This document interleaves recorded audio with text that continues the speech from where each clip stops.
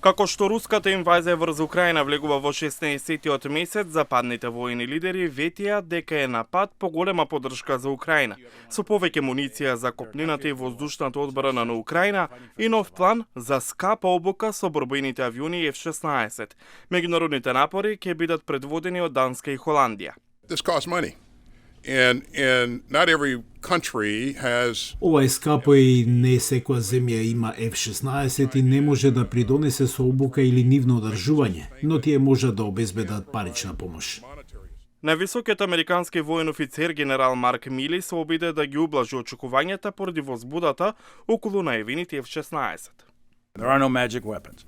An F-16 is not neither. Нема магично оружје, F-16 не е ниту кое било. 10 F-16 се милиарда долари. Додадете ги трошоците за одржување, тоа се уште 1 милиарда долари.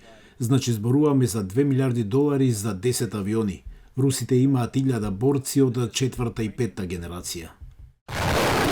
Севкупно украинската одбранбена контакт група има посветено околу 65 милиарди долари безбедносна помош за Украина од почетокот на војната. И официјалните лица јасно кажаат дека сакаат тоа оружје да промени динамиката на бојното поле, а не да напаѓа руската територија. Побаравме од украинците да не користат опрема обезбедена од САД за директни напади во Русија. Зошто е тоа? Зошто не сакаме? Ова е украинска војна. Тоа не е војна меѓу САД и Русија. Тоа не е војна меѓу НАТО и Русија.